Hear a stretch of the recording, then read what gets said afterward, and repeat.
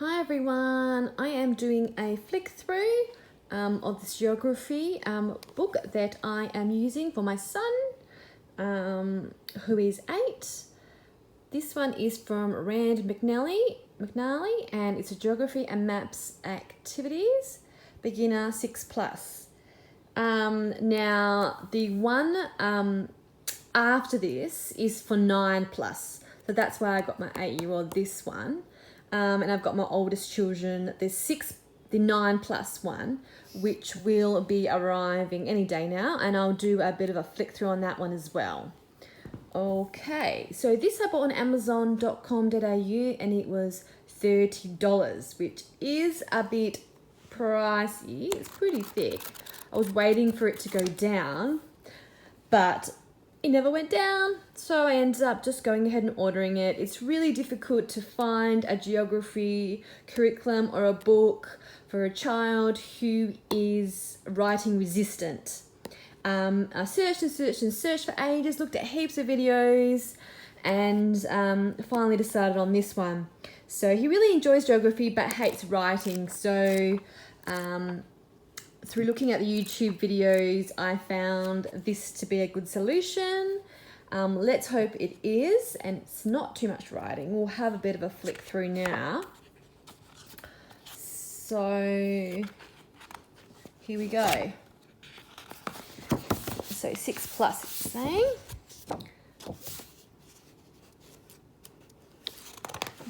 Now this one I got through Amazon.com.au, and I think it was ordered within Australia, and the other two were from the US, I believe. So basically it's covering making sense of maths, introducing world geography, discovering the continents, North America, South America, Europe, Africa, Asia, Australia, Antarctica.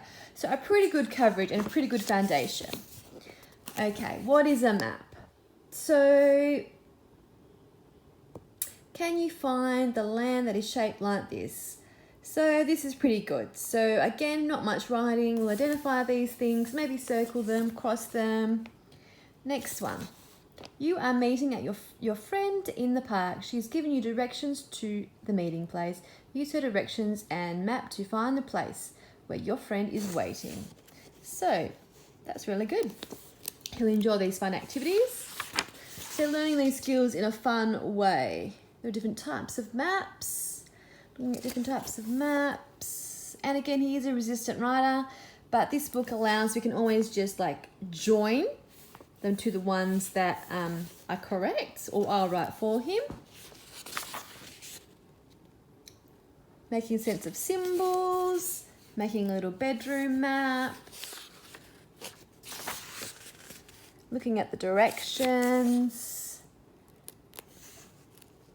Once again, really low writing, fun way to learn geography and mapping skills. Maps, grids.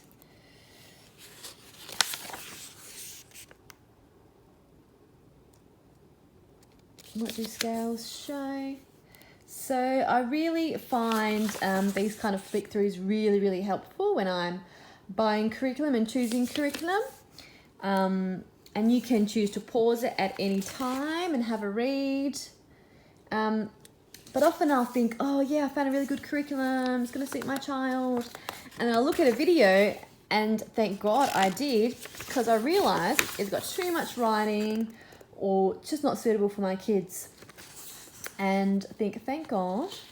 And I go in search for another couple of hours looking for something more appropriate. Catching onto continents. So again, being able to match up.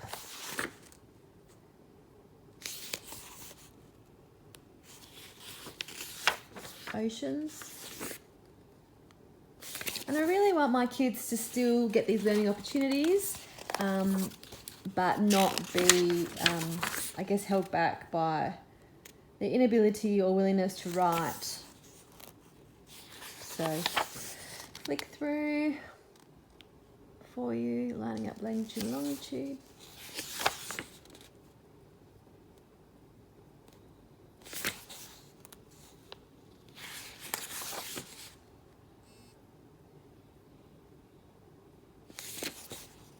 looking at different time zones, looking at different countries, Canada. And again, there are some answers here. He can either just give me an oral answer and I'll write for him, or we can try writing a little bit, but he probably won't want to. So I'll probably just write for him. My oldest children will be okay to write, but this little one, quite resistant. But I still want to expose him to these areas. Looking at America, United States. What state is where? Just like 3 questions. So again, this could be one lesson. It's not overwhelming, won't take long, and we can get some geography covered. I am really kind of anti-busy work. So if we can cover what we need to cover in a quick, concise way, we all end up being happy and more balanced, I think. Great.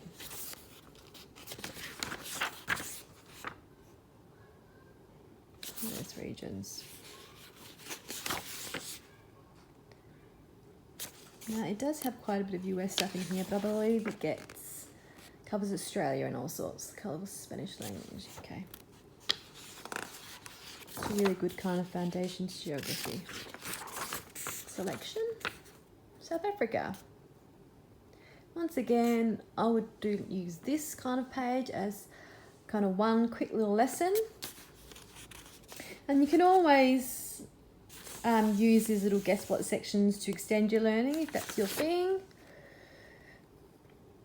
And then, fun little activity.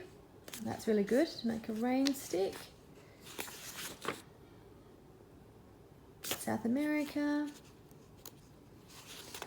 So that was 3 lessons in South America. Let's see how many. 4 or 5. Depends how you want to break them up.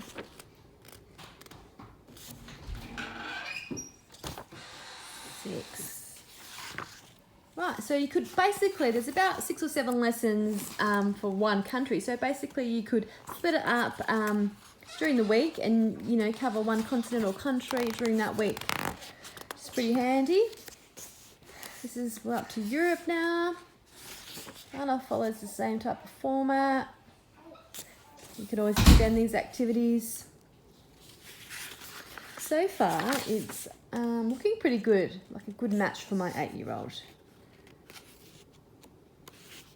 Who is, obviously behind other 8-year-olds and, as I mentioned, really resistant to writing. This would be too much writing for him. I would write that for him. Puzzle maze. Now we're looking at Africa. So a really good foundation of lots of different continents. This is great. Some people might think this is quite young, but the kids are a little bit behind. Hieroglyphics. Yeah, this is just great. Take a shortcut to the Suez Canal. I'm looking forward to seeing the 9+1 too. Looking at map grids.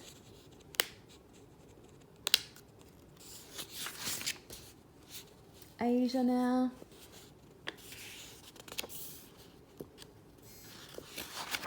Yep.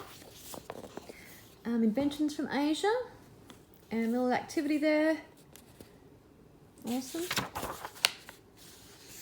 Now, looking at Mount Everest. A few questions there. Which country is made up of islands, India or Japan? Only 3 questions, very basic. But that's all he needs. That's all this little 8-year-old boy needs at the minute. Our curriculum is focused on reading. Because I believe that if your child can read, he can teach himself anything. Dot the dots, about Asia's endangered animals. The Australian outback, here we go. We do other kind of geography in other incursions and things like that. And we watch a lot of stuff on ABC and SBS for those in Australia. or even Netflix on Australian geography and things like that. Sometimes we'll do little activities based on what we've watched, or get him to give me a little rundown. I scribe for him and he'll draw a picture or something like that. And we add that to our learning. People of Australia. It talks about the native Australians, making a little dot painting. Go. Parts of Australia.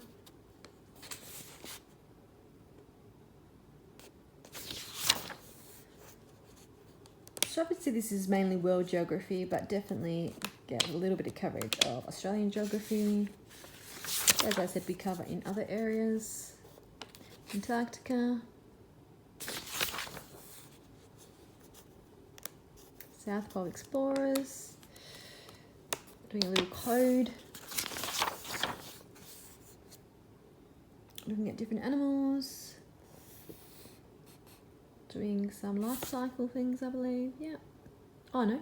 Fill in the diagram to show which animals eat what. Scientist on Antarctica. Okay. Map term glossaries. Okay, so that's good. So you can always refer back to the glossary. A couple of pages of that. I think that's it. So how many pages have we got? We have got, looks like, how many activities we got? We've got about 121 pages. So that's pretty good coverage of the globe and mapping skills. And I guess you can easily break these up. I'll probably try and break these up according to terms or weeks, so we get the whole thing covered within the year. I'll just put the dates down here probably, when we'll cover what, and get this done. And he'll love that. It's such a fun way to cover world geography. Hope this flick through has been helpful, guys.